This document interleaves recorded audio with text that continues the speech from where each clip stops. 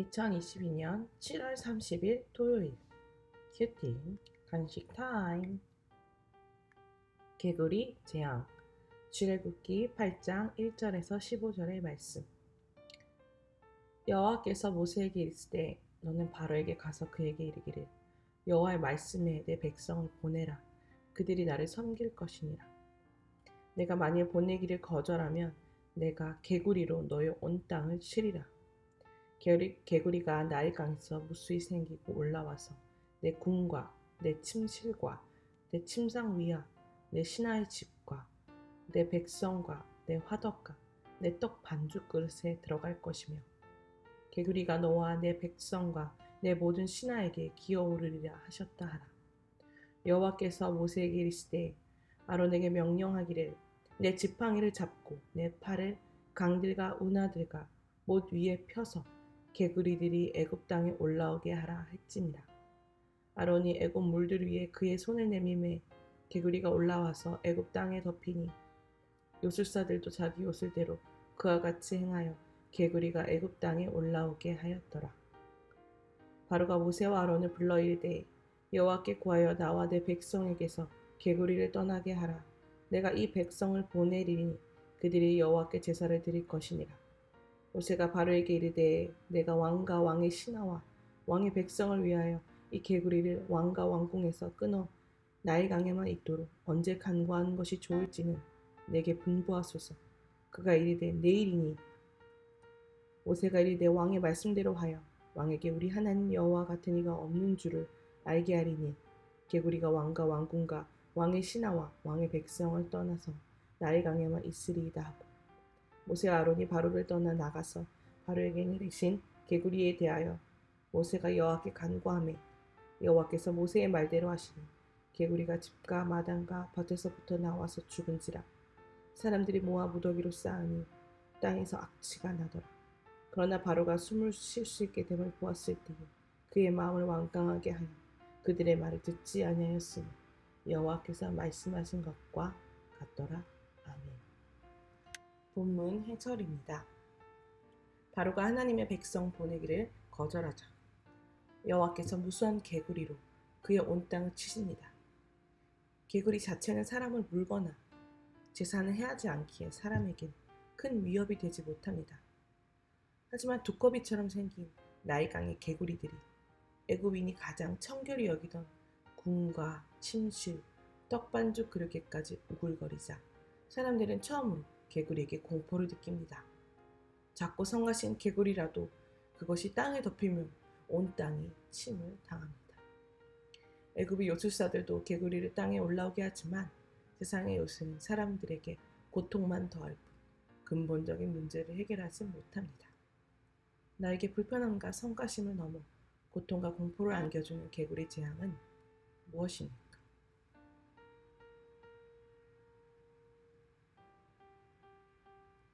바로는 개구리 재앙을 경험하고 나서야 모세 아론을 불러 개구리가 떠나가도록 여호와께 구할 것을 명하면서 백성을 보내겠다고 약속합니다. 아무리 마음이 완악한 바로도 둘째 재앙부터는 여호와만이 재앙을 그치실 수 있는 분임을 알았기 때문입니다. 모세는 하나님의 백성을 핍박하는 애굽 왕과 신하, 왕의 백성을 위해 간구하는 것을 주저하지 않고 오히려 간구의 시간도 바로가 정하게 함으로써 그에게 여호와께서 재앙의 주관자이심을 보이고자 합니다. 오직 하나님만 높이고 전하려고 할 때 모세처럼 나도 원수를 위해 기꺼이 기도하게 될 것입니다. 나의 기도를 필요로 하는 바로에게 어떤 모습을 보이고 있습니까? 하나님을 전하고자 내가 원수를 위해 적용할 것은 무엇입니까? 모세는 개구리가 왕과 왕의 백성을 떠나가도록 기도합니다. 그러자 하나님이 모세의 말대로 하십니다. 그러나 모세의 간구로 개구리가 흔적도 없이 사라진 것은 아니었습니다. 사람들은 개구리의 시체를 모아 쌓아야 했고 땅에서는 악취가 났습니다. 누군가 나를 위해 기도해서 내게 임한 재앙이 사라질지라도 우리는 내 속에 쌓인 죄의 시체를 보혈의 말씀으로 날마다 씻어내야 합니다. 그러지 않으면 바로처럼 다시 마음이 완강해져 불순종하게 됩니다. 회개하지 않으면 당장은 사건이 해결되어 숨을 쉴 수 있어도 실상은 내 삶에서 계속 악취가 나게 됩니다. 죄의 잔재를 치우지 않아서 내 삶에서 계속 나고 있는 악취는 무엇입니까? 당장의 문제 해결만 구합니까? 죄에서 돌이켜 말씀대로 살게 해주시기를 간구합니까?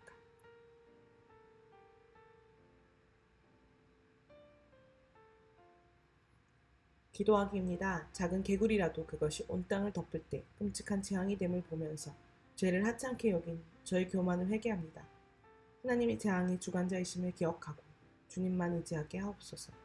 하나님을 전하고자 대적을 위해서도 기도하며 날마다 말씀으로 죄의 잔재를 씻어내게 하옵소서.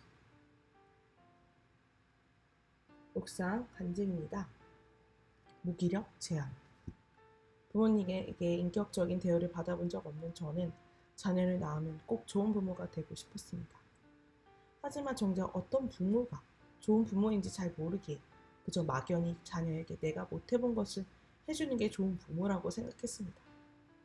그래서 자녀의 세상 성공을 위해 자녀들에게 되도록 많은 경험을 하게 하고 아이들이 새로운 것을 배우는데 온 힘을 쏟으며 살았습니다. 그런데 어릴 때는 제법 저를 잘 따르던 딸이 클수록 외모를 꾸미는 외에는 어떤 것에도 관심을 두지 않았습니다. 사춘기 딸의 마음을 읽고 공감하는 법을 모르기에 딸과 날마다 부딪힐 수밖에 없었고 집안에는 분쟁이 끊이지 않았습니다. 그렇게 서로가 지쳐가던 중 애그 우상의 형상 중 하나인 개구리가 온 땅을 친 것처럼 하나님이 저의 자녀 우상을 치시는 사건이 왔습니다. 저의 풍요로운 나이강이 되어줘야 할 딸이 무기력증으로 온전히 누워있게 된 것입니다. 저는 그런 딸을 보는 것만으로도 분노가 일었고 이로 인해 집안 분위기가 불편해지니 너무도 고통스러웠습니다. 딸이 무너지는 것을 용납할 수 없던 저는 오직 딸이 다시 일어날 수 있도록 전문적인 코칭을 받는데 모든 수단을 동원했습니다. 하지만 어떤 방법도 통하지 않았고 딸은 일어나다가 주저앉기를 반복했습니다. 저는 매일 아침 딸과 실랑이를 벌이며 짧은 거리로 차로 등교를 시켰습니다.